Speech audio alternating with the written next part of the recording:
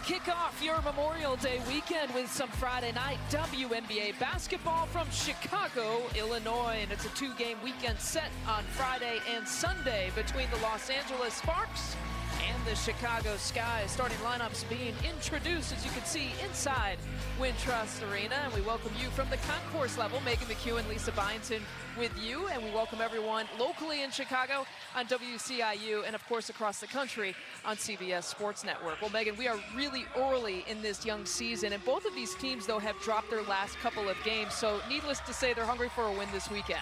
Chicago has not only dropped its last two games, they've both been at home. And on the flip side, Los Angeles has only played two games, both in a losing effort. Both of these teams need to find a groove, especially on the offensive side of the ball. The last game that Chicago played was on Tuesday against Atlanta. We want to give a nod to a little bit of Chicago Sky history. To Courtney Vandersloot, the last shot that she made put her #1 scoring on the all-time scoring list in Chicago Sky franchise history. What's most impressive about Sky guard Courtney Vandersloot is scoring isn't even the first thing to come to mind when you think of her game. It's her passing ability. The guard leads the WNBA in assists per game with nearly 9. Elite vision, especially in transition. If the Sparks want to slow down Chicago, it starts by slowing down Vandersloot. We talk about slowing down someone on the LA Sparks team. I think Nneka Ogwumike is high on that list for Chicago. Sparks forward Nneka Ogwumike averages more than 18 points and 6 rebounds a game, but it's how smart and efficiently she plays, especially on the offensive side of the ball. I love the way Sparks head coach Derek Fisher described her game. He said, great scorers have a way of not forcing things while still being aggressive. Nneka Ogwumike never forces offense, always allows the game to come to her first. And just magical, too, with her efficiency percentages, and one of her best field goal percentages was, of course, 2016. When she was the WNBA MVP. Well, you see Arella Garantes there, number 22, I should say. She's the rookie. She's getting her first career start. And the old LA Sparks team will not face Candace Parker, at least for tonight. She continues to be out battling that left ankle injury. And this certainly was not the script that Candace Parker wrote when she was thinking about returning to her hometown team and perhaps playing her former team for the first time in her career. It was one of the biggest stories this offseason, Candace Parker leaving her longtime franchise Los Angeles to come back home to Chicago. So tonight, out with that ankle injury, definitely not the scenario she wanted to be in. However, they're trying to make sure that Candace Parker is ready to go for the longevity of this season. And the PS to that is also no Allie Quigley, once again, still out with a hamstring injury. And Steph Dolson out, still trying to qualify the USA team for the 3-on-3 team for the Olympics. So 3 possible starters for Chicago, all out again, but that has been about the 3rd or 4th game with all 3 of them out. In fact, the only time they have been full strength was the opener against the Washington Mystics. And the tip goes to Erica Wheeler. Some new names, some fresh names, blending with these old faces. That's part of the story of the LA Sparks here this year. And Garantes feeding inside this time to Chiney Ogwumike, who fires for the first 2. Ogwumike posting up down low, getting that good position on the inside for that over-the-top lob pass finish. And the first assist here for Arella Garantes as well. I mentioned that she's starting in her first career game. A product out of Rutgers, played for C. Vivian Stringer, started her career at Texas Tech. And there is Astu Dufall, who hits her first 3. One of the biggest strengths the Chicago team has is a lot of its post players can step out and knock down that 3. A Dufall doing just that. Her 3rd 3-point make of the year, and only shooting 22% from back there for this year. A now 3 of 10 shooting percentage. Any type of player who stands at 6'5", like Dufall, and has the ability to step out and knock down that 3, it only spreads up the floor on offense. Here's Wheeler looking to split the difference. The kick out to Nneka Ogwumike. And Garantes starting again. She lofts it up, but starting in the place of Brittany Sykes. Derek Fisher hoping maybe Sykes could come off the bench and provide a little bit of extra spark and energy. Maybe as a 6th player tonight. And Diamond DeShields drawing the personal. Shields starting to hunt for her shot more and more as the season has progressed, just taking the ball, becoming one of those efficient scorers on the Chicago team as well. It's the first personal on Shanae Ogumake. You're looking at James Wade. We had a conversation with him on a Zoom call earlier today. He said turnovers and offensive rebounding the priority. Those are two categories that really killed them against Atlanta. Only 2 teams in the WNBA average more turnovers than the Chicago Sky, who sit at 18 a game. He says he just wants to cut that number down as much as possible moving forward. It'll be interesting to watch that part of the game kind of evolve. Atlanta is the second best in the league in terms of turning teams over. Who is the best? The team that you're watching here tonight, the LA Sparks. And Shanae looking to back down Ruthie Hebert, and she lost her footing a little bit, still nearly converted the bucket.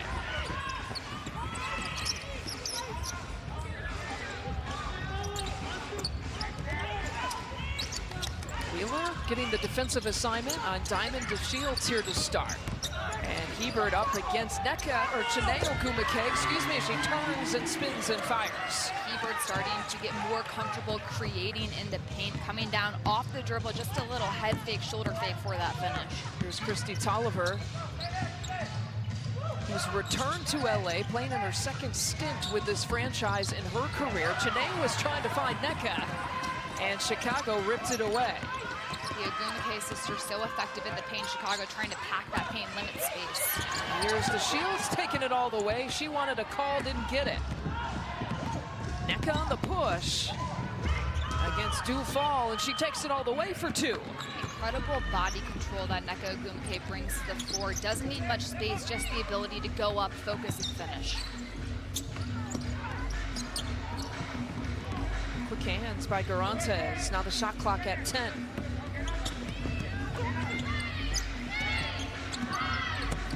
Kalia Copper blowing past the entire LA defense. Blowing past the entire LA defense because she has one of the quickest first steps on the floor. Doesn't need a lot of room to navigate through traffic. Now everyone has scored. 4 of the 5 starters have scored here for Chicago. Courtney Vandersloot, the only one who has not hit the scoreboard yet.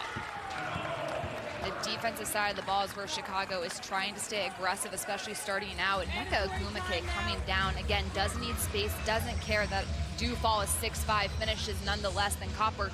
Splitting traffic, doesn't need a lot of room to navigate. So quick, so long without ability to finish. A quick timeout called here. We have played about 3 minutes here so far. And Chicago with the 9-4 advantage. In the Chicago area this week, writing, talking about James Wade. The Chicago Sky and James Wade filed a complaint to the league after Wade cited that he was the target of a racially derogatory remark made by an official during Tuesday's game against Atlanta. Wade told us today he filed the complaint to stand up for himself and allow the league to know he felt disrespected. The official involved in the incident, Isaac Barnett, did officiate last night's Dallas and Atlanta game. Now, the WNBA typically reviews cases like this, but rarely comments during an investigation. And it certainly was some of the discussion as LA turns it over. It was a discussion with some of the local media, and James Wade didn't shy away from talking about it with the local media, but would like to move on. He just wanted the WNBA to know that he felt like he was being treated differently than some of the other coaches in the league.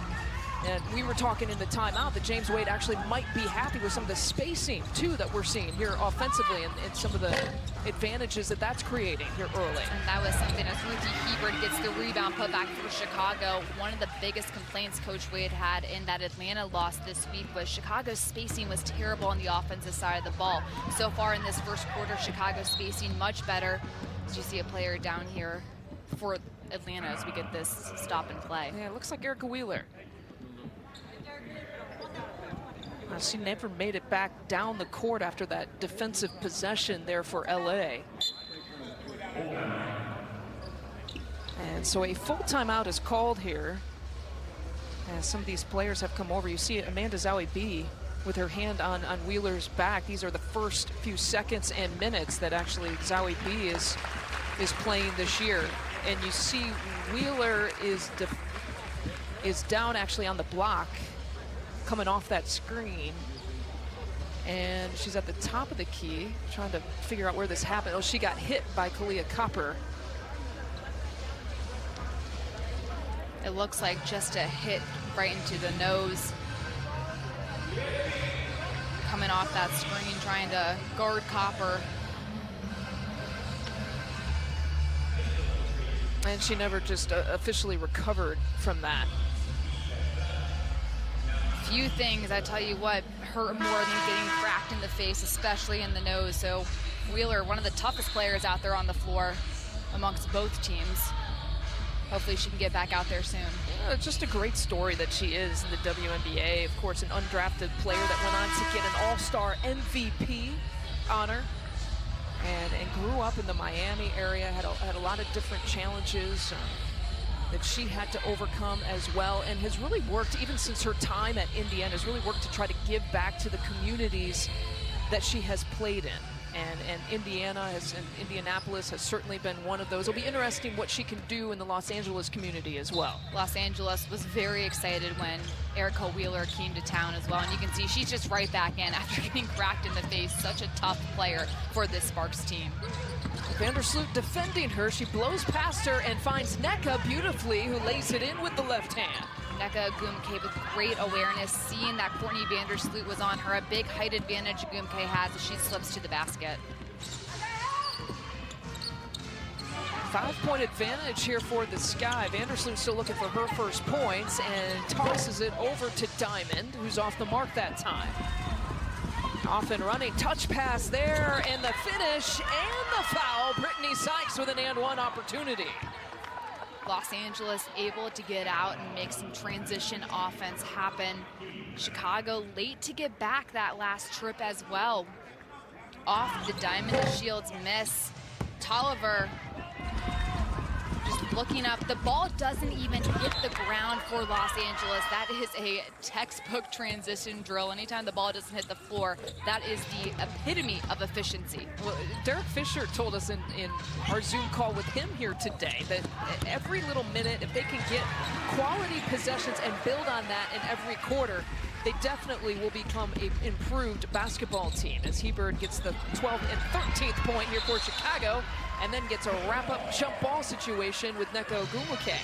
To your point, keep in mind, Los Angeles has only played 2 games right now, which is wild to think of when teams like the New York Liberty have already played 6 games this season. Chicago is now playing its 5th, so this Sparks team still trying to find its identity, gel with one another, and learn each other's offensive and defensive tendencies. Yeah, they'll play 5 games in about 9 days after they've literally had 1 game in every 7 days that they've had here so far. They'll play Friday and Sunday here in Chicago. And Nneka wins that jump ball opportunity. 16 seconds on the shot clock. They're feeding Amanda Zawi B in her first points of 2021. Zawi B has the ability to spread the floor and knock down open jumpers, which is something Derek Fisher hopes will help that offense be more efficient. Zawi B had not played in the first 2 games, tweaked her back, and she was listed as probable, but went through a warm-up. And Derek Fisher had told us and some of the other local media in the pregame they were just going to kind of feel it out and see how she is feeling and reacting to the game, and then kind of evaluate how much she might play tonight. Based off that move, she looks like she's feeling just fine. Well, she has improved so much. You and I have watched her play in the Big Ten at Minnesota. She's dropped some weight, and there she is. Maybe made that shot a little bit too tough. Had that left-handed layup maybe wide open. Trying to make it look fancy. It was a fancy pass from Nneka Ogwumike to start, though. Sloot feeding Hebert, who's being challenged by Zawi B, and she's got another bucket. Hebert struggled to score on Tuesday against Atlanta, only 3 points. This time, a lot more confidence, staying very poised as she gets the ball in tight situations. Well, she hasn't missed yet tonight. A perfect 4 for 4, 8 points to lead all scores. Zawi B has not missed at all, or she's missed the 1 shot, but that's her first 3-point make. She's all smiles coming down after that. Los Angeles needing to work on its spacing. The best way to do that is knocking down threes. And Sloot trying to hunt down her first points, and that's her first shot of the evening. Zawi B 2 of 3 from the field, and a quick 5 points off the bench. And Nneka trying to feed her again. She's been the hot hand in the last couple of possessions. Spin move, but she stepped there on the baseline for the turnover. Dufall playing and making the right defensive decision, forcing Zowie B into the baseline. Having that line right there, it's like having another defender commits the turnover. Amanda Zowie B signed with Los Angeles as a free agent in February. That's after 5 years with New York. And last year in 2020, averaged some career high numbers in terms of points per game, almost right around 9 points per game, and then almost 9 rebounds per game as well. Kalia Copper taking it inside, off the glass for 2. Excellent awareness from Copper, who had a Gumeke coming up for that help defense to just stop right there in the middle of the paint to pull up. And Wheeler lost it. Couldn't control it, so it's turnovers hurting LA early.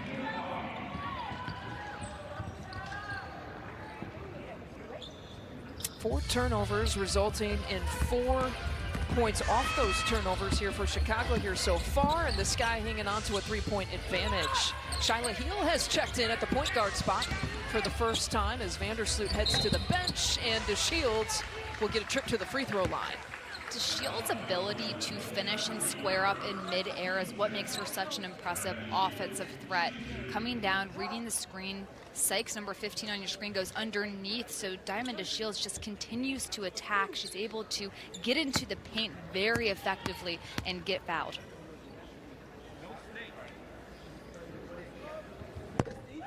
Zowie B with her first personal.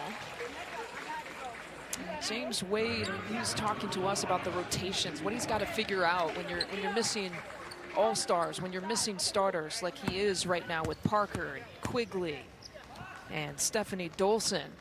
So, we don't have a whole lot of people to turn to. If you were listening to us talk about them on Tuesday against Atlanta, part of their problem in terms of finding offensive rhythm and efficiency, they haven't been able to go even 5-on-5 at practice because of some of the injuries. Nneka with the offensive rebound and putback. Chicago has to have an awareness of where Nneka Ogwumike is at all times on the floor. Have to put a body on her because she is hunting that ball, trying to finish the offensive possession. Off the miss, threes equal long rebounds. Nobody on Chicago boxes out properly by putting a body into Ogwumike down low, and she's able to take advantage and finish. Well, it took all of about 7 minutes into this game for LA to pick up its first offensive rebound. And Nneka Ogwumike making good on it.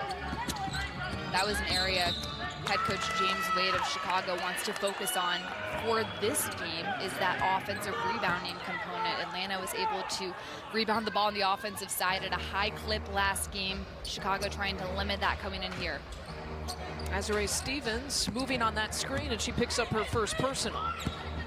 Azurá Stevens playing the most that she has this season in the last game, 20 minutes or so. She still is on a minute restriction, and the 20 was just a little bit beyond what the athletic trainers would like to see her do. Another putback for Nneka. That is the same exact play that just happened a possession ago. Nobody gets a body from Chicago on Nneka Ogwumike, and she goes to work. As we mentioned, Heel is running things offensively for Chicago. The Australian product, a top 8 pick in this year's draft. Amanda Zowie B rips it away out to Taya Cooper. A spin move and splitting the difference. Can't get it to fall. Stephanie Watts, the one-time LA Sparks for a few weeks, picks up the rebound. And here's Heel with a deep triple try.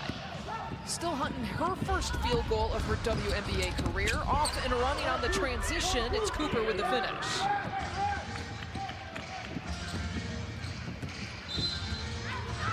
And Chicago and James Wade will call a timeout. LA has taken the advantage 20-19 with under 2 to play in the first quarter. Los Angeles starting to force Chicago to turn the ball over, getting them really uncomfortable on the offensive side of the ball. Chicago had really great spacing offensively, was controlling the pace of this game in those first 5 minutes, and Los Angeles has come out, has forced Chicago to play on its heels. What were the 2 things we were talking about with James Wade? He said offensive rebounding, and we saw Nneka Ogwumike get a quick 4 points, right? Off of 2 offensive rebounds. And then, as you mentioned, even the turnovers. So he knew right out of the gates that those were going to be two categories that could make a difference between a win or a loss tonight. Chicago knows what it has to do in order to execute the game plan. It's about sustaining that for 40 minutes of basketball.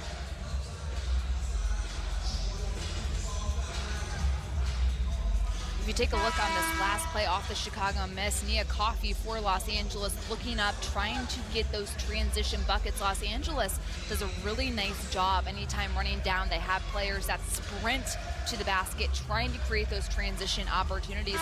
Chicago's nice job getting back on defense. However, there have been a couple of times these last few possessions that Los Angeles has just Chicago down the floor. Derek Fisher said in the pregame, we're trying to find our way too offensively. Both of these teams are, and you mentioned only 2 games in. He said we got to build a rhythm, timing that is just disjointed. You just don't get it unless you play games. We haven't had the opportunity to play many games. But hopefully, as I mentioned, a few minutes every quarter where they start getting that flow and that builds into something. And there is Diamond DeShields, who is a little bit off the mark. And into the hands here of Brittany Sykes. Cooper is short. Heel with the kick out. Diamond DeShields getting Sykes in the air and then turns it over. And Nia Coffey with the step-through move.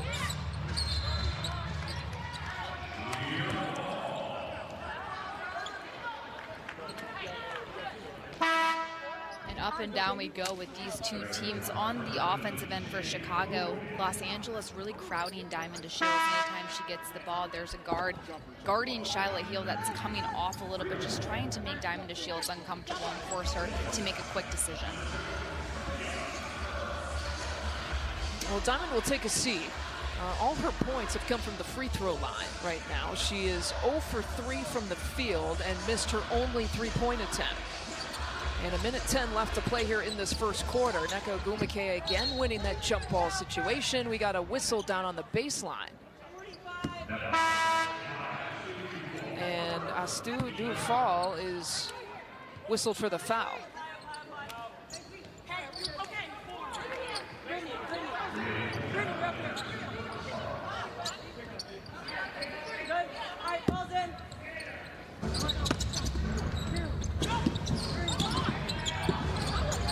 Nearly a turnover there, and it is a turnover. Heel for Chicago doing a nice job crowding, trying to deny the ball coming in, and that forces that turnover from Los Angeles. 5 turnovers now for LA. And approaching about a minute left to play here in the first quarter. Chicago looking to retake the advantage. Here's Watts for 3. She's 0 for 7 here so far from 3-land to begin her WNBA career. Going baseline with the kick out. Cooper wants it.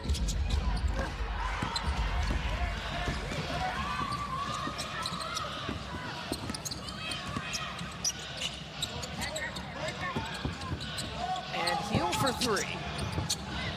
Offensive rebound for Chicago. Watts will take it inside.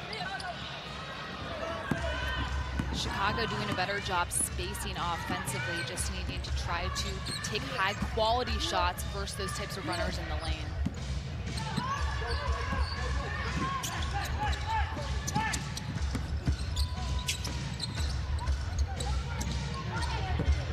Nneka Ogwumike takes the final shot of the quarter.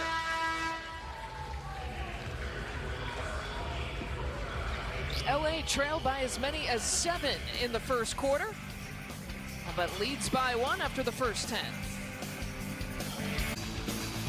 Let's take a look at the WNBA national TV schedule. Coming up next, it's Minnesota at Seattle around 10 Eastern. ESPN2 has a doubleheader featuring Chicago. Phoenix will come to town on Tuesday, June 1st, and then Chicago again at Phoenix on CBS Sports Network Thursday on June 3rd. For more, please go to WNBA.com or visit the WNBA app. Doesn't get much better than that. Basketball morning, noon, night, whatever you want on the app nationally. Man, getting your fix this summer. And then, if you download the app, you can always go back and watch any games anytime you want. Oh, I love me some WNBA League Pass, let me tell you. On demand. quite literally. That is not the start to the second quarter, though, that James Wade wanted. Another turnover, and what he said, too, unforced turnovers as well, now the 5th in the game. And so Shyla Heal actually will begin this second quarter at the point guard spot and defending Cooper on that. Another offensive rebound. Janae can't get it. How about once, twice, perhaps 3 times? And Chicago scoops it up. But takes it away is Brittany Sykes. And Heal is whistled for the personal. And just like that, Courtney Vandersloot shedding the warm-up and checking in for Shyla Heal. Heal coming in only in her 3rd game in a Chicago Sky uniform, has not had a ton of time to practice. And as a point guard, you have to have time with your teammates in order to learn their tendencies. Something Vandersloot is so good at is knowing what makes her teammates good and how to put them in positions to be successful. Heal just has not had that time yet with her teammates. Slow offensive start for Heal. An 0 for 6 shooting start in her career. This is, as you mentioned, she's only played 3 games, had a little bit of a delay because of some visa issues after getting drafted from Australia. Boy, Brittany Sykes got those quick hands. She has turned over Chicago a few times, draws the contact, and they will count it. Sykes, one of the best defenders on the floor for either teams, has an incredible awareness of where the ball is at all times, and she puts her bodies in positions between her man and the ball, gets a hand up, active hands, then comes down, notices transition-wise, she's got only one down there, and absorbs the contact, makes sure it's not a charge, and still is able to finish. 5 points in 8 minutes of play off the bench, and this is exactly why Derek Fisher wanted to try to get her coming off the bench here tonight. One of the reasons why he started Aurelia Garantes in the place of Sykes, not as a punishment or as a demotion, but just trying to fiddle with the rotations a little bit. Huge for these teams that have, across the board, the WNBA, such talented offensive players, but there's so much value to having a talented defensive player on your team, and just like that, Sykes showing why she is so effective and important for this Los Angeles team. It's the 3rd steal already for Brittany Sykes. Wheeler tosses it away, and off and running, here comes Chicago, and Copper gives it up. Sykes getting a hand in there once again, forcing that turnover from Copper. Brittany Sykes takes pride in being one of the better defenders in the league, and certainly turning over. Excuse me, I shortchanged her 4 steals already. Why are you shortchanging her? It's happening too quickly, back to back to back. She has almost as many steals as points. 6 points and 4 steals in 9 minutes of play.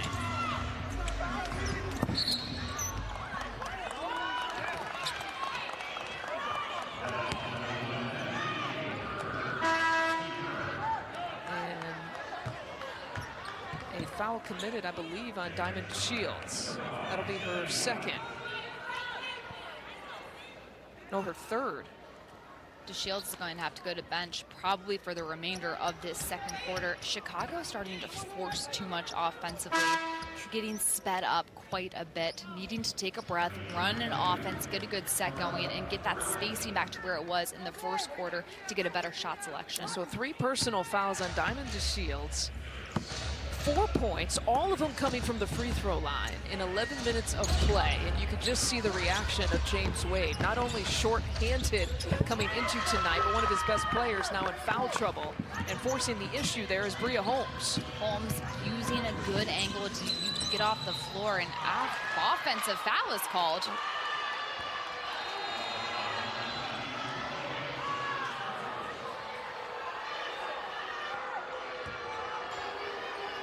And you can imagine this building. Sky fans just don't like that. Off of the, yeah, that is a very interesting call off of the handoff. It looks like Vandersloot and Copper just ran into each other. Well, they ruled the offensive foul on Courtney Vandersloot for running into Bria Holmes. And that's the first personal on Sloot.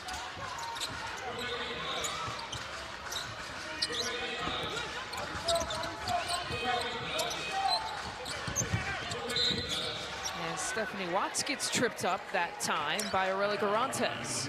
A doo-doo fall posting up down low. Chicago needs to try to get the ball inside. There's been a lot of movement around the perimeter, but get the ball inside and try to get that inside-outside action going to free up more space on the perimeter. James Wade said he thought that the post shot selection was fine Tuesday against Atlanta, and they just weren't able to finish a whole lot. Vandersloot is short. Chicago, 1 of 7 shooting from deep, by the way. That has been a problem for them, is their three-point accuracy. Watts passes up the 3. They work it around.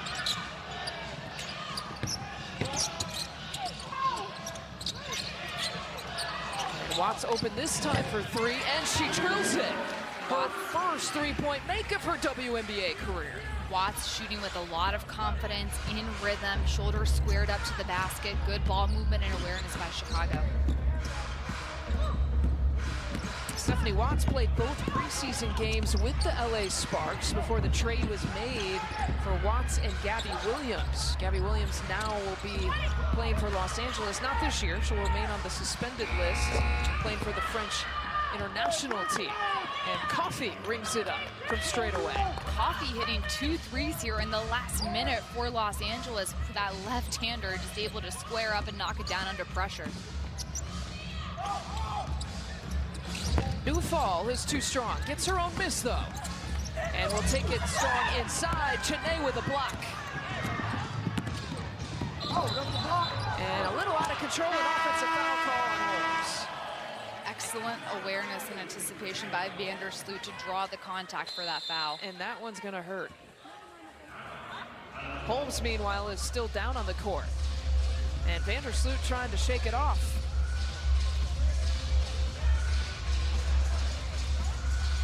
Well, Chicago needed these points from Stephanie Watts. It was a 14-0 Los Angeles run.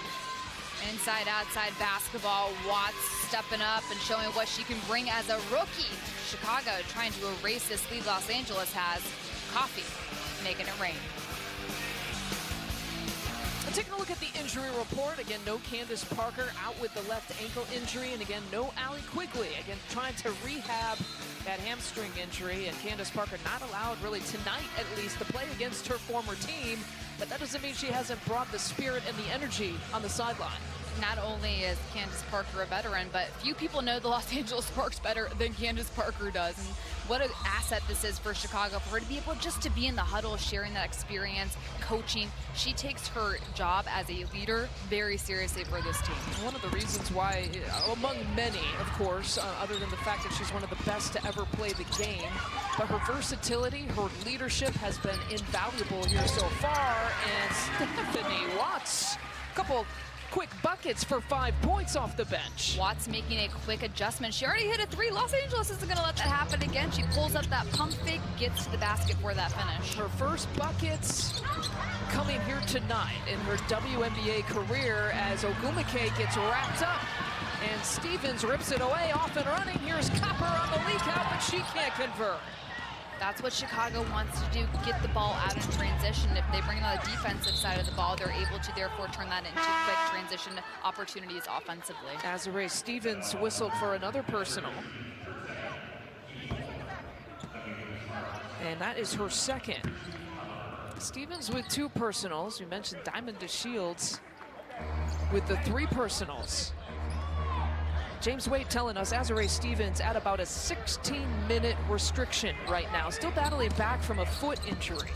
Mentioned that she played 20 minutes in the last game against Atlanta, and he said, I have to pull it back. Make sure I keep and monitor that a little bit better here tonight. My athletic training staff would appreciate that. Pulling his athletic training staff. Sorry, I was I walked from the scores table to my seat just a little slow, you know, sometimes. It does count. Well, Cheney Ogumake getting wrapped up, so we'll have another jump ball here with 4 seconds sitting on the shot clock. It'll be Stephanie Watts, who stands at 5'11", up against Cheney Ogumake at 6'3".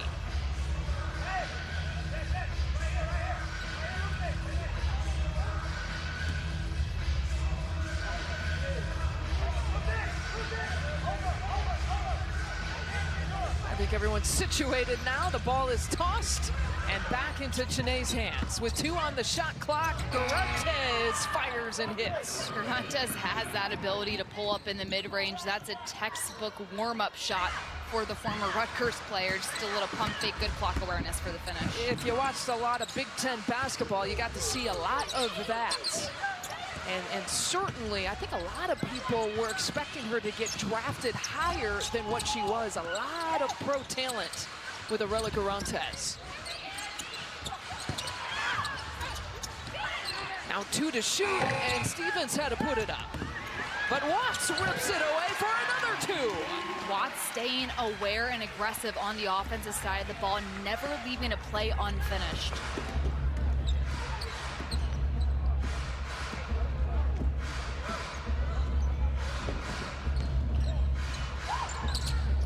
Nneka thought about it, kicks it back out to the rookie, who's short that time. And Azare Stevens gets fouled by Chiney. That'll be number 2 on Chiney Ogwumike. Stephanie Watts coming in big time clutch for Chicago the last couple of possessions, gets an offensive board, gets a steal, finishes down low. These are the little plays that add up big time, especially for rookies, because as a rookie, you have to prove to your coach why you deserve minutes on the floor.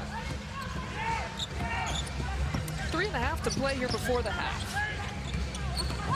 Copper looking to go off of Wheeler. And off the heel that time, it will stay Chicago Sky basketball. The shot clock will reset to 14.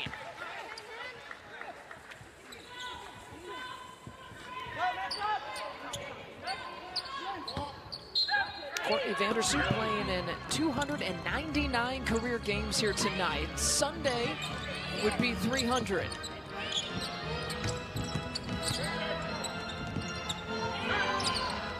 Turn around for Heber. Zoe B for Los Angeles doing a good job pushing Hebert out of the paint, not giving her the position she wants. Zoe B playing in 6 minutes, again in her debut of the 2021 season. I was looking for the handoff there for Tolliver. A miscommunication there between the 2, and now 5 on the shot clock. Here's Garantes. This is where she can excel.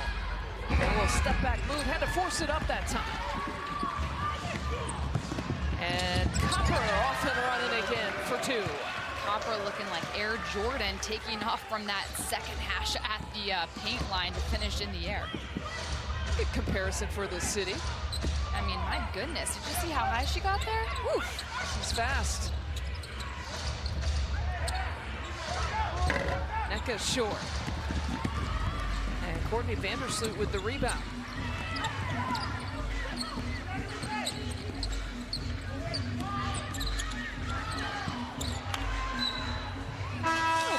Basketball.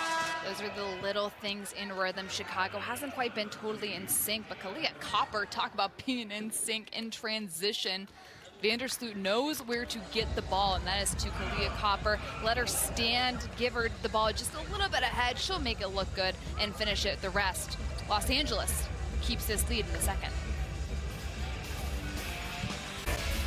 Well, this season, beyond that first game, Chicago has been looking to get some production off the bench. They certainly have done that with Stephanie Watts here so far. Watts coming in 7 points so far for the rookie, but she's getting it done in the little ways that don't necessarily show up in the stat sheet. Making the right reads, getting an offensive rebound, finding teammates in the right spots, and then finishing plays, creating those second chance opportunities, finishing with layups. She's also been guarding Arella Garantes for Los Angeles a couple of possessions and has forced Arella to take some off-balance shots. So having an understanding of what to do on the defensive side of the ball as well as the offensive. They will take any two-way players that they can.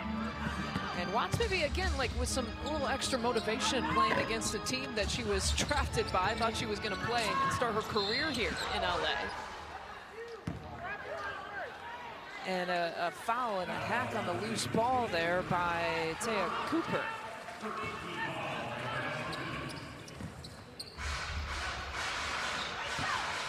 You know, digest some of these numbers. We talk about the bench scoring has been lacking for Chicago. Only 15% of their points have come from the non-starters as Zoe B gets the block. And Sykes picks it up. A lot of that, of course, is because of the different rotations, is because of the absence of Parker and Quigley and Dolson. That shot rimming out. Ogumake does so much of her work before she catches the ball, puts her body in the right position to get herself in the best place to score.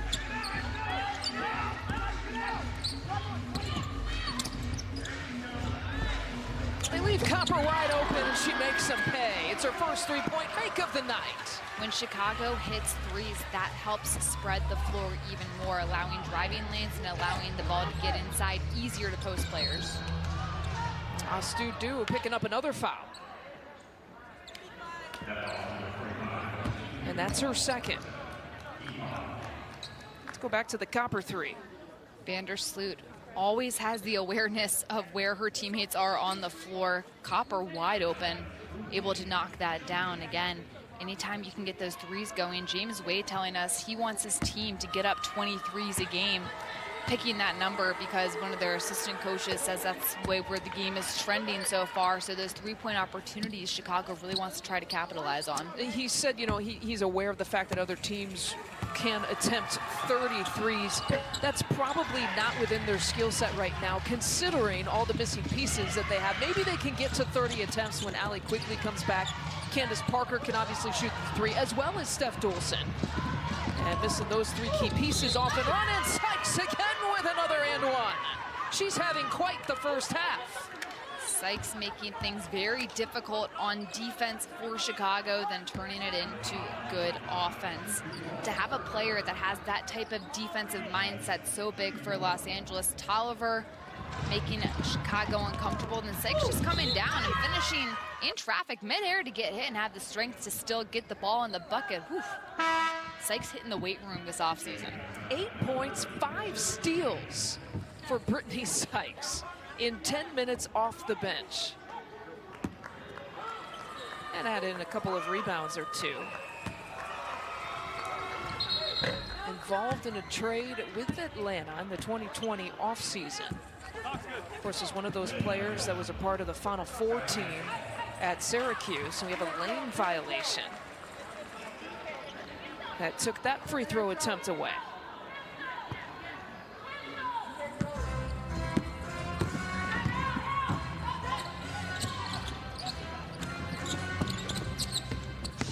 Vandersloot still looking for her first points. And she pulls and hits the 15-footer. Vandersloot just making something happen out of nothing. Almost a turnover results in a bucket.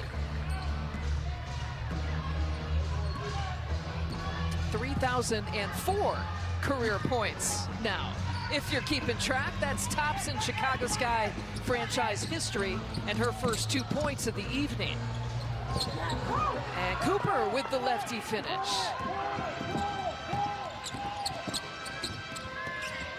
Watts with all kinds of confidence, but can't get that one to drop. LA did not relinquish a lead that it got at the end of the first quarter and ends the half right now with a 38-33 halftime advantage. Los Angeles getting it done on the defensive side of the ball, forcing 13 turnovers against Chicago, getting 12 points off those turnovers. They have a lot of momentum. Derek Fisher has to be happy with the way his team has put up on the defensive side. Largest lead for Derek Fisher in LA has been 9 here in this first half as the Sparks looking for their first win of the season. When we come back, we're at halftime here at Wintrust Arena. A feature with Azurá Stevens. You won't want to miss that. That's right around the corner after this.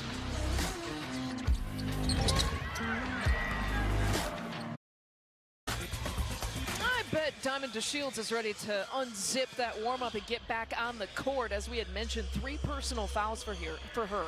4 points in 11 minutes of play. But Megan, you bring up a good point. It's not just the offense that they're missing with Diamond on the bench. James Wade, head coach of the Sky, says that Diamond DeShields is one of those players on his team that he needs to be that defensive spark. She has that length at 6'1" and the size to get into passing lanes and obstruct any sort of vision for the opponent. So having her on the bench is such a negative for the Sky, not only from an offensive standpoint because we know she can score the ball, but it's that defensive intensity that she brings where she sets the tone for this team that's really hurt them, especially in that last 5 minutes of the second quarter. You could argue that Chicago in that first half was really playing 7.5 players. And what I mean by that is they're missing the 3 who we've addressed, and Candace Parker and Allie Quigley and no Stephanie Dolson.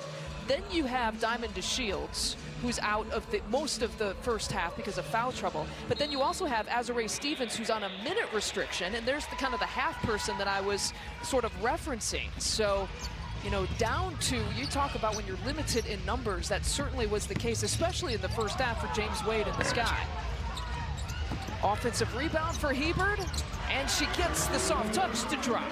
And credit to your point, Lisa, credit the Sky for having all of that stacked against them and still only being down 5 when this game started. And Hebard now leading all scorers with 10 points, so she's rebounded nicely. You mentioned her numbers from the last game.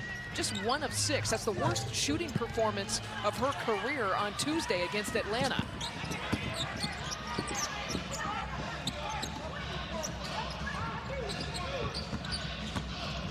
Copper pulling up from the elbow. Not there. Chiney Ogwumike with her 4th rebound. Garanta's going underneath the screen when guarding Copper, giving her a lot of space to try to pull up in that mid-range. Los Angeles trying to bait Copper into pulling up and knocking down those mid-range shots. Well, LA is starting out a little bit sloppy here in this first minute of play to begin the third quarter. The 10th turnover here for the Sparks in this game. We showed you the 13 turnovers in the first half for Chicago. Astu Dufal for 2. Vandersloot sees plays happening 2 passes before they actually happen. She saw Astu Du fighting for position down low, able to hit her with that pass almost before Dufal was even paying attention. And Sloot got a piece of that Wheeler offering. And now on the push here to Diamond DeShields, and she walked with it. DeShields getting caught running with the ball, but watch Vandersloot's vision. Dufal posting up against Christy Tolliver, so there's that size advantage Dufal has at 6'5". Then the defense coming, Vandersloot forcing Los Angeles into the baseline, into the help for Hebard to come over and obstruct that vision. A back-cutting Nneka Ogwumike, who receives the pass from little sis Chiney. Ogwumike cut so hard. Again, it's about creating that space and that opportunity, getting the work in before getting the ball. That's what makes Ogwumike such a dangerous player. Pumps the lead back up to 3 after Chicago cut it to 1, and that layup cuts it to 1 once again. DeShields does it so effortlessly, the way she just glides through the air. Wheeler left all alone, creating her own shot. Her first points of the night. Tolliver still looking for her first points. She's the only starter here so far for LA who hasn't scored yet in this game. Vandersloot's in trouble. 8 to shoot on the shot clock. And right into a wall of Nneka Ogwumike. That's kind of an unfair mismatch there.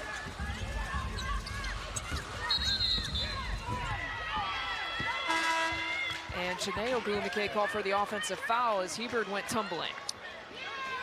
Ogwumike fighting for position down low. Hebard fighting back and ends up getting the charge called. Last bucket, Nneka Ogwumike just catches Dufal off guard, able to make that back cut. Then just the effortless gliding through the air, splitting traffic right down the middle of a highway. Diamond DeShields needs to be doing more of that for Chicago. The Sky are very dangerous when DeShields getting the bucket and scoring. And Vandersloot taking it on the left side. All kinds of traffic, and here's LA on the push. Tolliver again, no points here tonight here so far. Sykes have had a big first half. Off the mark on that 3-point attempt. 8 points, 5 steals, and about 11 minutes of play for Brittany Sykes off the bench to start this game. And a turnover for Chicago. Unforced errors, just mental, where your mind goes faster than the body goes, and those types of little turnovers are just momentum killers for Chicago. Something James Wade says this team has to cut down on are those unforced errors.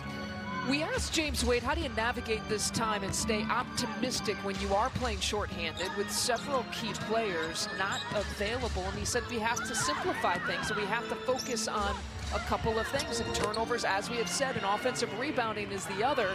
Nneka Ogwumike strokes it from 3.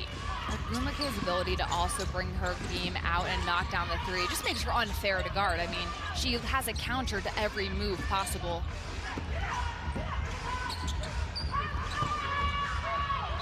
And lots of fingertips and arms trying to chase that pass. It'll be LA basketball. Chicago has been in a position offensively where Los Angeles has switched to have a smaller player on a post player. Chicago has to try to get the ball and recognize those switches quicker and get the ball inside at a quicker rate.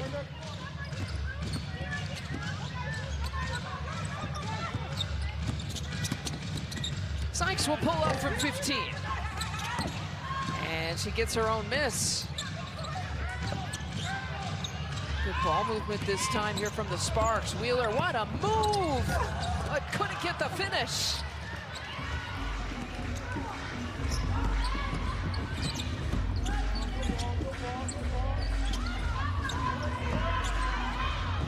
Oh, those long arms by Nneka, rips it away. LA's got to be careful here on this transition. Sykes with the crossover. Chiney Ogwumike with the rebound. And they're letting them play a little bit in the last few possessions. This has been a physical ball game too, back and forth between both teams. Wheeler rips it away. And she'll take it herself, in for 2. There's a reason why Los Angeles leads the WNBA in forcing turnovers. It's their ability to anticipate and the length that their post players bring, getting into passing lanes, disrupting offensive flow. How about double-digit steals already? 10 of them in this game. 5 from Sykes, 2 from Nneka Ogwumike. And count it. No, an offensive foul call. An offensive foul call on Copper, and that had James Wade sprinting all the way from the Chicago bench to mid-court. He is furious with that.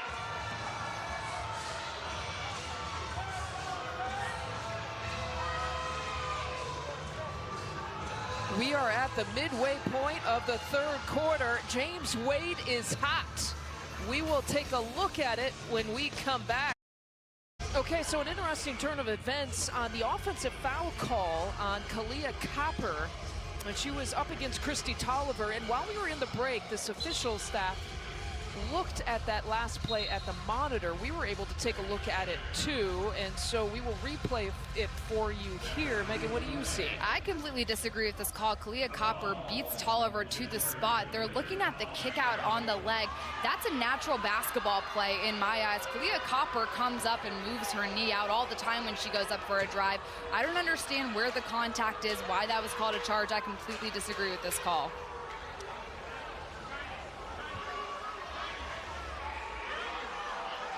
And so, as I said, they looked at that play at the monitor, the officiating staff did, and they're ruling this a flagrant 1.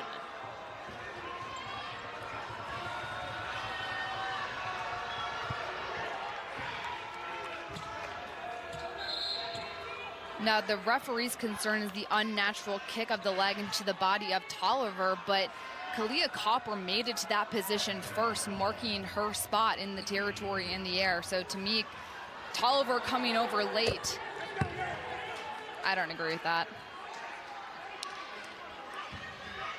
Well, it's the first points here for Christy Tolliver. And an important stretch here, so kind of mark this down. This 3rd quarter with about 4:55 left in the 3rd. A couple of free throws by Tolliver. What could have been, I mean, maybe like a 3-point play back the other way for Chicago. So certainly a change of momentum here in this quarter. I can't do math fast enough, but what could have been about A 6-point deficit has now turned into an 11-point.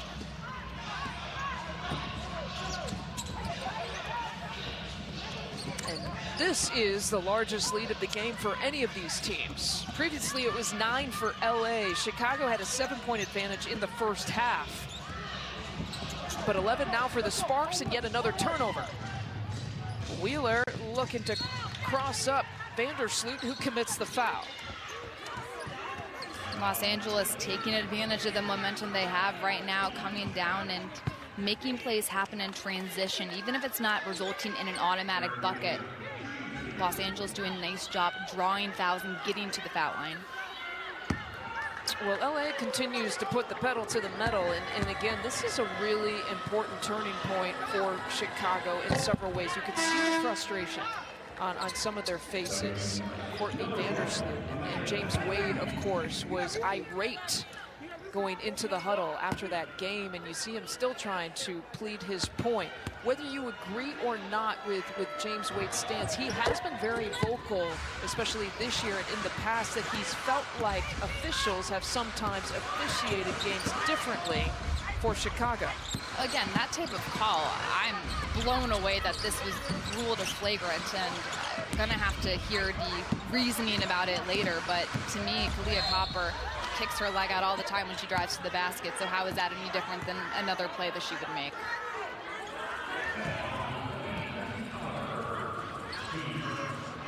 Well, the foul committed here on Kristi Tolliver.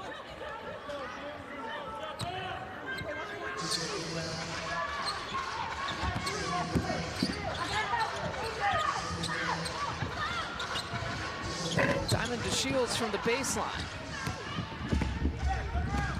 DeShields just with the one bucket here in the second half. Chicago needs to get a defensive stop. That's where a lot of their momentum comes from, getting things done on the defensive side of the ball, then turning that into good offense. A period of time here in the third quarter, the Sky had 5 possessions and 5 turnovers. And looking to find an offensive flow, but this LA defense has been tough here tonight. And Stevens leaves it short. Los Angeles defense, they do a great job crowding players, so Chicago doesn't have enough room to move, and it feels really claustrophobic. Backdoor look read perfectly, and Tolliver, it's almost like a layup for her with that shot. And Tolliver, one of those veterans in the league that's done it a million times, reads plays really well and reacts to the defense. No points in the first half for Kristi Tolliver. She's got a quick 5 points, hasn't missed a shot from the free throw line or now from the field. And DeShields will size it up from the corner for 3. Excellent awareness from Azrae Stevens, seeing the more open DeShields in the corner, gets her teammate in the ball in a position to score. The first 3-point make for Chicago in the second half.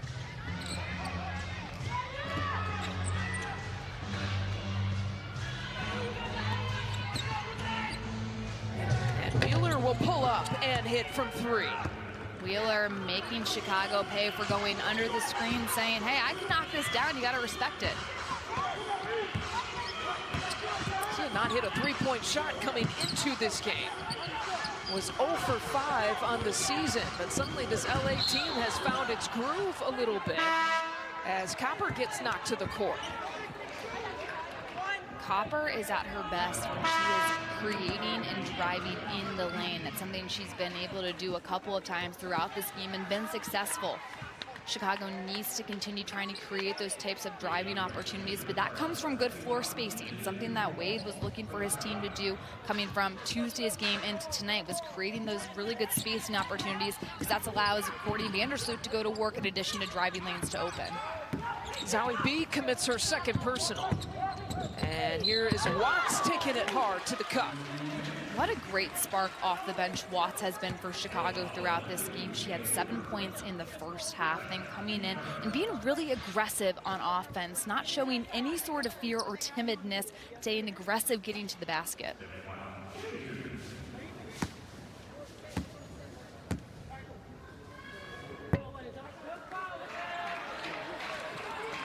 Biggest lead here of the game, plus 15. Cooper committed the foul to send Watts to the free throw line. Acquired May 9th from LA for Gabby Williams. Again, Gabby Williams will not be playing in the WNBA this year, playing for the French national team, preparing for the Olympics, so she will remain on the suspended list. Hebert trying to push Zoe B out of position, but just gets a little too handsy, too aggressive trying to go for that ball.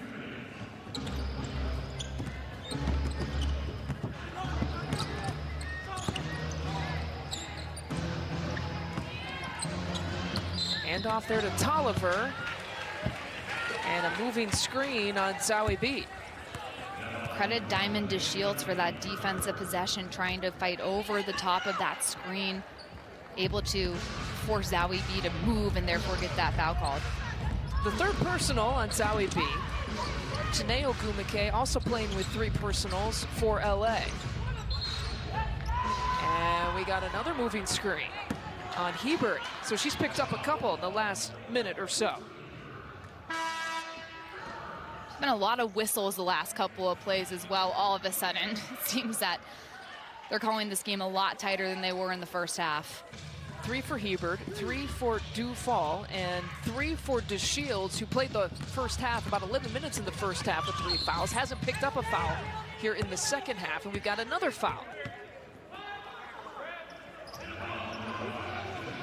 And that one going against Stephanie Watts. And so now LA in the bonus. Chicago starting to get frustrated with some of these fouls, and as a player, as a team, have to lock in and do and control what you can control, and that's making a really smart defensive play, getting rebounds, trying to generate more transition, which is where Chicago is at its best when they can get out and run.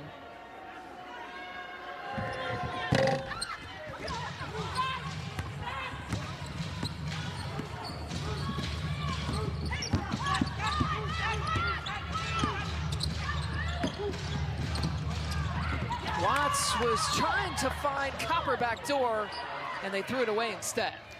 Multiple miscommunications from Chicago tonight. Simple plays like that offensively, where a player has thought one person was going back door and one person was coming for a handoff. Those unforced errors have killed Chicago.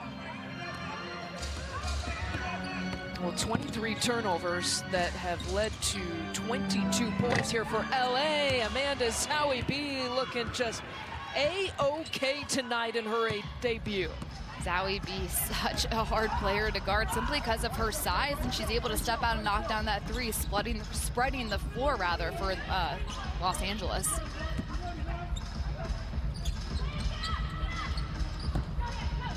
Dufall with the challenge on Zoe B.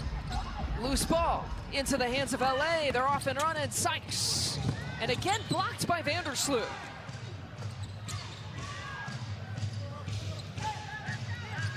Final few seconds here of the third quarter. A large lead here by the Sparks. Sykes can't hit it. The Sky with a chance for one shot. And the shot clock not in play.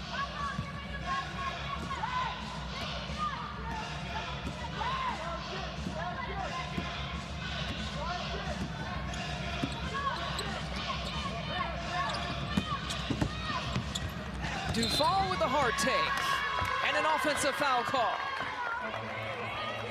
Chicago trying to generate off of that horn set, trying to initially get DeShields off a back cut, then having a Stu Dufall try to drive in. Christy Tolliver makes the heads up move, beats her to the spot to take the charge.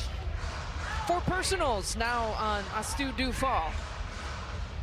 And that is the third quarter. A big one for LA. They've stretched the lead. Biggest lead in the third was plus 18 in a 61-43 advantage. Again, a chance to look at the upcoming national TV games coming up next on CBS Sports Network. It's Minnesota at Seattle. You can catch that one around 10 Eastern, certainly after this one is complete. A doubleheader on ESPN2 on Tuesday, June 1st, that features Phoenix and Chicago, Indiana, and Seattle. And then again Thursday on June 3rd, the Chicago Sky team travels to Phoenix. You can catch that one on CBS Sports Network. Again, we encourage you to download the WNBA app, where you can get all the latest information on this wonderful league. as well as we've talked about, on-demand games if you want. Literally all hours of the day. If you want a WNBA game on, you got it.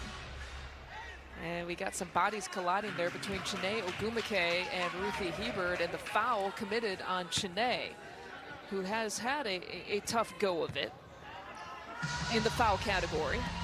Credit Hebert for forcing down low that type of positioning and body battle. They've been battling all game long, trying to get position down low. And I guess it was a 3-second violation on Chiney Ogwumike, who still sits with 3 personal fouls that time. That there is a foul called on Cooper on this possession. Los Angeles has stayed really aggressive on the defensive side of the ball throughout this game. That was a worry for Derek Fisher, saying we need to put together 4 quarters of good basketball. That gets called a foul. Regardless, Los Angeles has maintained that level of aggressiveness throughout this game. Now this LA team comes into tonight with an 0-2 record. For the first time since 2015, they literally have played a game a week. And tonight starts about 5 games in 9 days for the Sparks.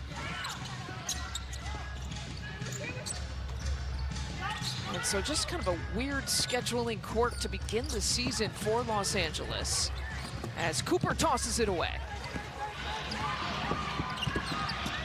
Shyla Heel into the game, Stephanie Watts into the game for Chicago. Heel with that hesitation, and she lost it.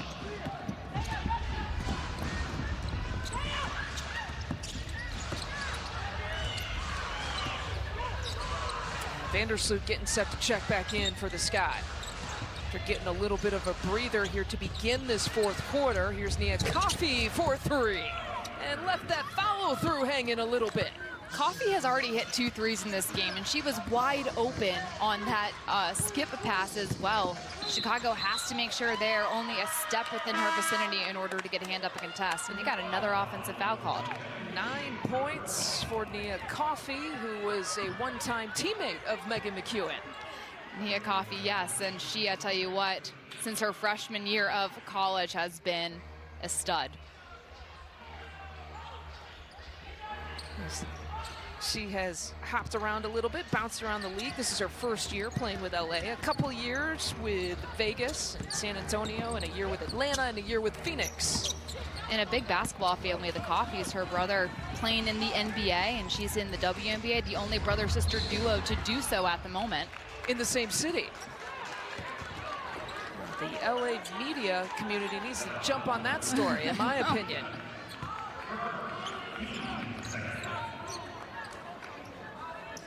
Well, certainly getting some production from Coffey and off the bench, that has been another big storyline for Los Angeles here tonight. 9 for Coffey, 8 for Sykes, 8 for Zoe B in her 2021 debut, 5 for Cooper. Derek Fisher changing things up a little bit in the starting lineup. If you were just joining us, putting Arella Garantes to start the game with Sykes coming off the bench in the first half. And that has paid off dividends for Los Angeles. Sykes providing that defensive spark, and she's also been a massive offensive spark as well. She has 8 points tonight, double what she's averaging currently in the scoring column. 32 bench points for Los Angeles. That type of bench production is going to win you a lot of basketball games in this league. It was the 3rd quarter that was a huge quarter for Los Angeles, outscoring Chicago by 13, 23-10 in that quarter. And a timeout called by Los Angeles. Just under 8 minutes to play in this one, and Los Angeles with a comfy, cozy lead by 19. Well, Stephanie Watts, huge production for Chicago off the bench. One of the positives, a career-high 8 points, her first buckets of her WNBA career coming tonight. 8 points in 15 minutes of play, but Megan, you and I were looking at James Wade's probably reaction because he's looking at the same thing in the box score. 26 turnovers that Derek Fisher and Los Angeles have created. And what's concerning is that every single player that has checked in for Chicago has committed at least 2 turnovers themselves. So this team just needs to settle into more of an offense, needs to really focus down on those unforced turnovers happening. But credit Los Angeles for speeding up Chicago's pace of play. And in case you're wondering, we got a stoppage of play here as we decide on the possession between these officials.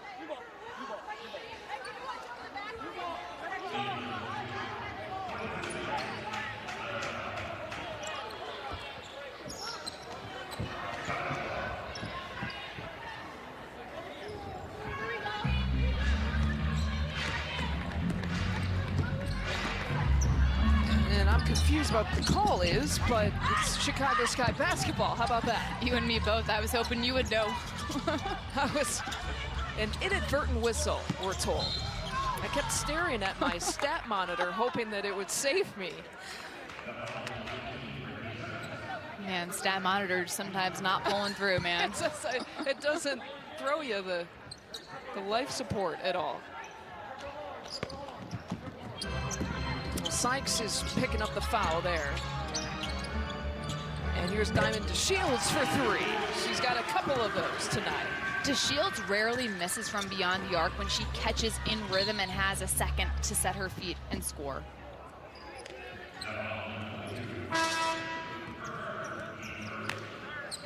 You know, if DeShields and Chicago can start hitting threes like that, we have seen a lot of significant leads in this league dwindle down a little bit. So it is possible. There's still plenty of basketball to be played. But certainly Chicago's got to take care of the basketball, number one. That would be number one. Then number two would just be working on that floor spacing. Los Angeles has not allowed that, but it all starts on the defensive side of the ball with making plays just like that. And LA tosses it away. 16 turnovers now for the Sparks. We're looking up for a big defensive possession here to try to stall this momentum, and that one popping out for Copper. That hit about every single part of the basket before rolling out, too. Telling you, it's supposed to be these home court rims. They're not getting it at Wintrust Arena. I've been telling them, someone's got to talk to facilities, man. Chene was looking for the handoff to Tolliver. Now single digits on the shot clock. 6 to shoot. It's out to Sykes in the corner. She has been one of the MVPs for LA tonight. And it's not only the way she's gotten it done on the defensive side of the ball, but her offensive productivity has been off the charts this game. 11 points for Sykes. In her 22 minutes off the bench, DeShields goes down hard, and she's holding that right elbow. Chicago cannot afford to see yet one of its other stars be injured this year. DeShields, a player who just made a huge defensive play on this side of the ball, coming in trying to generate even more offense. DeShields needs to start getting even more shots within this offense. Chicago is really good when she's able to get to the basket or get her in that three-point situation where you drive and kick to her on the perimeter. Diamond DeShields coming off of a shortened 2020 season, left the Wubble for personal reasons, dealt with some injuries as well, but she has played in her third straight game in 35+ minutes. She won't reach that here tonight because of foul trouble, but certainly a great sign that she's getting healthier to be able to log some of those minutes. DeShields is a player that is an X-factor-like player for Chicago just because of what she brings on both sides of the ball. Going high off the glass and taking the contact, and look at LA just sprinting over to get their teammate Wheeler off the court. You can tell the chemistry is really positive with this Los Angeles team. The way those body language takes of play, sprinting to pick up teammates, cheering each other on, and they have a lot of reason to celebrate right now. The way they've played on the defensive side of the ball, forcing Chicago to be really uncomfortable. Again, it's worth noting, Lisa, 26 turnovers tonight from Chicago, and Los Angeles scored 28 points off those turnovers. I mean, that is some defensive productivity at its finest. Part of the reason why they are plus 18 right now on the scoreboard, in case you're wondering. And Chicago is flirting with some uncharted territory in terms of the turnover category. Their record for turnovers in a game is 27, so they are one off of tying an all-time worst in a game. They set that when they played Tulsa back in 2012. They sit, as you mentioned, Megan, 26 turnovers, nearly 27 right there. And 4 to shoot. Somebody's got to put it up. Watts on the drive, and Coffey got her. a shot clock violation. Nia Coffey with the hawking defense. Excellent awareness by Coffey, reading the offensive player, anticipating that the layup was going to go up, beats her to the spot with that block.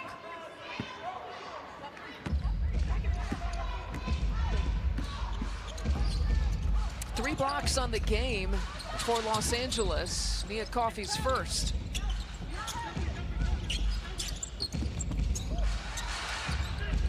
And you can see the confidence, the fluidity that's starting to happen here with Los Angeles. They got a lot of talented pieces. That one rimming out for Sykes, but Nneka picking it up and tosses it away. This is Los Angeles' third game this season, so these players are still learning how to play with one another, each other's tendencies on the offensive and defensive sides of the ball. It's Vandersloot who pulls and fires, and isn't that kind of the script for Chicago? I mean, that one all the way down and out. The second time that has happened in the last minute for Chicago, just in and out with these shots. Chicago shooting 5 of 17 from 3, just under 30% for the game. Here's Coffey for 3. That's her first miss from back there. All of her points coming from three-point territory tonight. She was 3 for 3 before that shot. Chicago has given her a lot of room and a lot of time to get that shot off on the three-point line. Azurá Stevens for 3, and knocks it down. Those are the types of plays that Chicago needs to continue making, just knocking down those shots, but it comes down to getting a stop on the defensive possession. I'm going to guess that maybe one of these subs that stand in at the scorer's table is going to be for Azurá Stevens. She's about at that 16-minute mark, which James Wade told us was about her minute restriction right now. And we see Natasha Mack, number 8 there on the left, who's only played in 1 game and hasn't played here tonight, getting set to check in along with Shyla Heel. And a technical foul called on Courtney Vandersloot, which sends Erica Wheeler to the free throw line. We mentioned the frustration. Sloot has been right there almost with James Wade here tonight.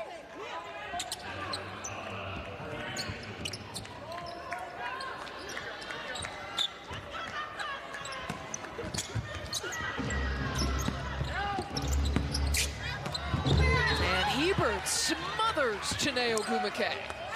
Hebert using that 6'4" frame to beat Ogwumike to the spot and anticipate when that shot was going up. Okay.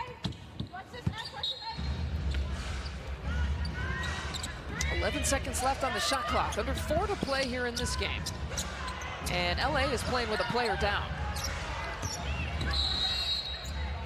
And finally a whistle to stop the action. That's Brittany Sykes.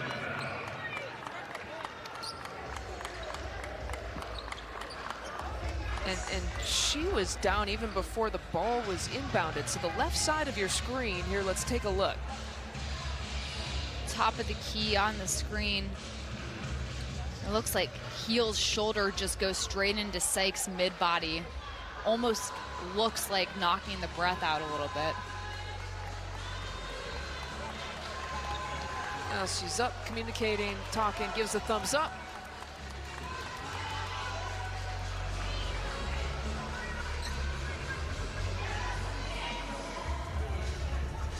Sykes, one of the 3 double-figure scorers on the LA side.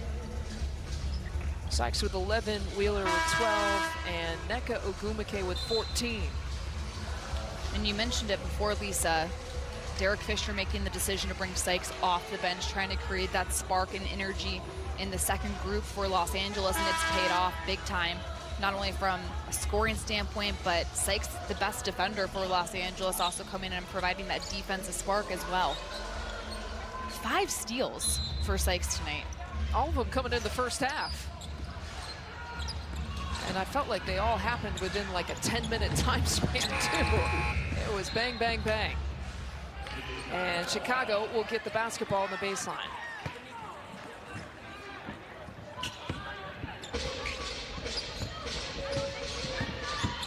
And so Chicago, by the way, tied the team record for turnovers with a team turnover. So isn't that fitting? sometimes it's just that type of night, and this is that type of situation that Chicago has found itself in. We've spoken to it earlier in our broadcast. Chicago missing 3 of its main players in regards to minutes, with guard Allie Quigley and forward Candace Parker and forward Stephanie Dolson. That's 36 points a game between the 3 of those players, and not only points production but also veteranship on the floor. So just players that Chicago has yet to really have a complete team out there that it's going to be representative of who they are and its identity throughout the rest of this season. You know, the only time that they've been at full strength is the opener against the Washington Mystics. And it was an impressive game, not only offensively but defensively, holding the Mystics to 50 points, or in the 50-point range in that game.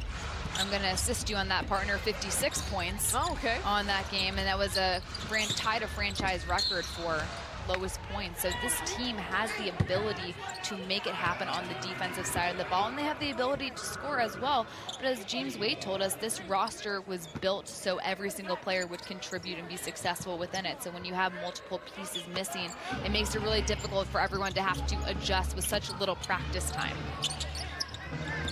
And the positive that he's trying to spin with this situation is that some of these players, maybe like a Heber, maybe like a Heel, maybe like a Watts, and now you see Natasha Matthews in for the first time, getting some extra playing time because of those missing players. And a foul against Kalia Copper. And again, you can see James Wade and Chicago they just don't feel like these calls are going in their direction tonight. On Agumake, the call not whistled until Agumake grabbed her face. Now, does she get hit in the eye? Looks like absolutely. So Chicago frustrated with the delay in the call, I think, from this angle.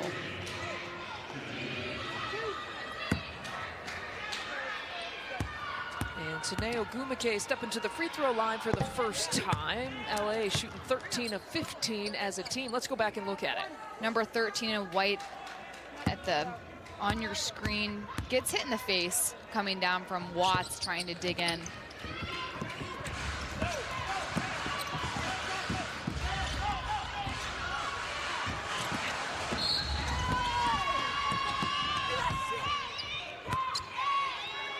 There's just a lot of stoppage of action. It's interesting because the stat monitor actually said they gave the foul against Taneo Agumake to Kalia Copper, but she was nowhere near that play, as we saw and we showed you on the replay. A lot of frustration right now on Chicago's bench. 25 fouls, personal fouls against the Chicago Sky team. So they're reviewing this play for a clear path foul. You mentioned the foul count, and you have 25 fouls for Chicago, 16 for Los Angeles, so very skewed numbers there when it comes to the foul count in tonight's game. This foul whistled against Shyla Heel.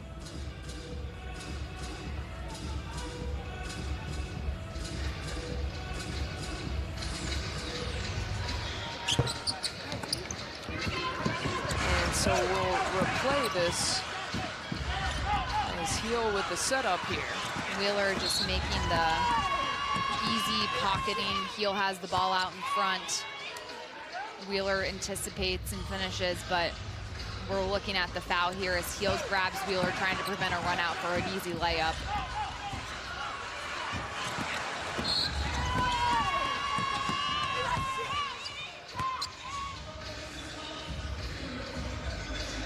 It looks like they are going to rule it a clear path foul. Again, if no defender is ahead of the offensive player on the transition scoring opportunity, that defensive player will get penalized, which is what the officials saw at the monitor.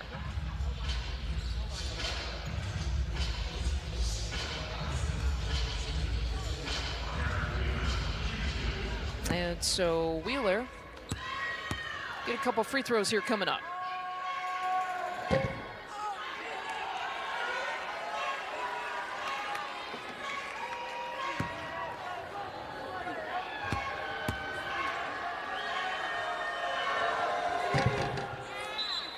Makes good. She splits the difference.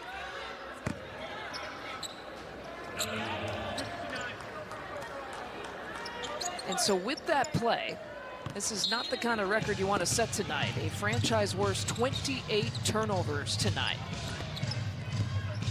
Los Angeles has played excellent defense this evening, has played a tremendous part in forcing Chicago to turn the ball over.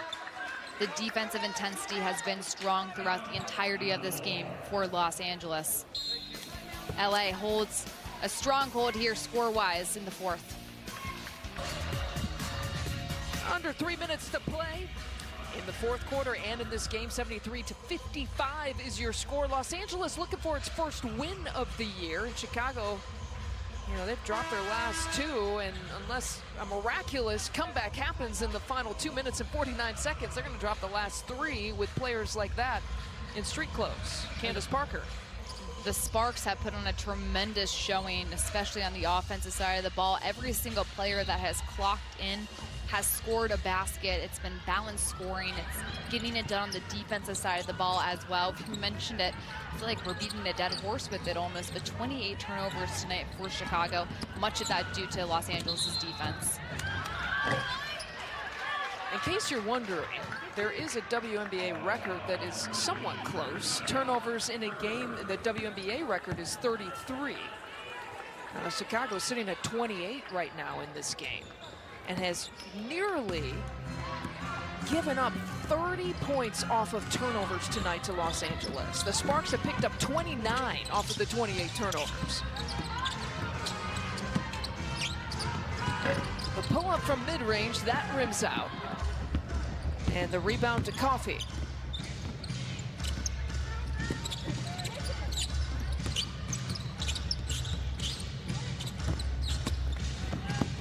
Here's Bria Holmes. And the confidence, we've mentioned the fluidity of Los Angeles, not necessarily on that play, but the offense has looked better. They're still right around their average. They average, you know, a WNBA worst so far, 70 points per game, and sitting at 73. But you talk to the Los Angeles people as Heel gets the bucket. They've said that Nneka Ogwumike, Brittany Sykes has talked about the positivity and in some ways, some of the best training camp practices that they've had in a while have come this year. You also have, you know, leadership. You look at Simone Augustus, who's now going to be a assistant coach on the Sparks team, so she's on the bench, but just a veteran leader who was in training camp and has now had the chance to stay within this organization. And you have to imagine how much that type of leadership and knowledge around the game has helped this team. And a shot clock violation with 1:26 left to play. And lots of changes with this Los Angeles team. You see Nneka Ogwumike, and there is Simone Augustus taking notes. in her coaching uniform now instead of a playing uniform. She announced her retirement at the beginning of the year. And as you mentioned, Megan, now on the coaching staff. And wouldn't you love to have that experience on your coaching staff? 4 WNBA titles, an Olympic gold medalist 3 times. Copper gets the bucket. We were watching Los Angeles warm up when we arrived to the arena, and I was kind of laughing because Simone Augustus is giving these perfect passes to her teammates, or to her players now rather, warming up. And you don't always see a coach, you know, warming a player up that has the ability to put those types of zip-on passes. Played a majority of her career in Minnesota, and wrapping things up here in Los Angeles, her playing career, and now beginning her coaching career here. And there's a 3 that falls for Arella Garantes, her first 3 of her WNBA career.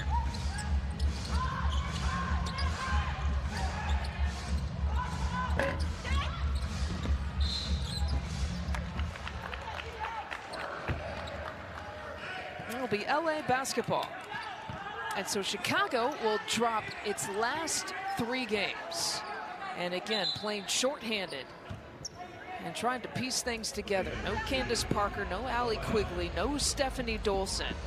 Boy, they cannot wait to get those 3 back. Just to get some type of fluidity going with this team. Missing those pieces. Chicago still has a lot of young players as well, trying to find their identities and their roles in the WNBA. And a stoppage in play as the officials go to the monitor looking at the out of bounds, which they can do in the final 2 minutes of regulation.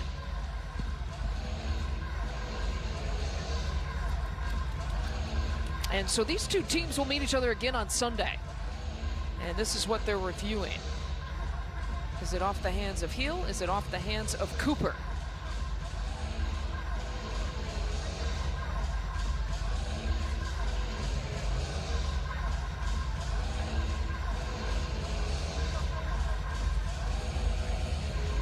It appears to be,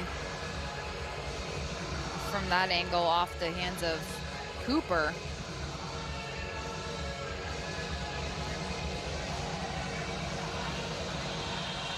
I agree with that. I think it's, they both at some point touched it. Looked like maybe Cooper's hands touched it last. We'll see what they come up with. 32 seconds left to play in this one. Again, we got another WNBA game coming up after this on CBS Sports Network. And the call on the floor will stand. Once this one is complete, we'll get you out to Minnesota and Seattle.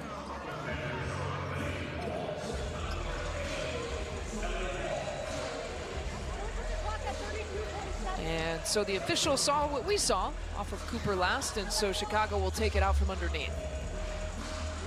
Derek Fisher and LA are just seconds away from picking up their first win of the season after dropping their first two. Looks like the officials did not see what we saw. You're right. They're giving the ball to Los Angeles.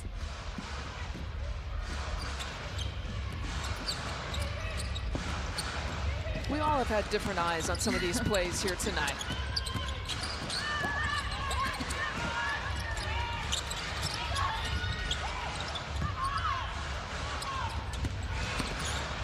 Garantes with that step back, it's short. And so Chicago's still looking for its first home victory. And we'll try to pick that up on Sunday, again, as these two teams will meet again on Sunday. A different scheduling setup, as we still are in the COVID era. LA will stay put here in Chicago and get 2 games in 3 days.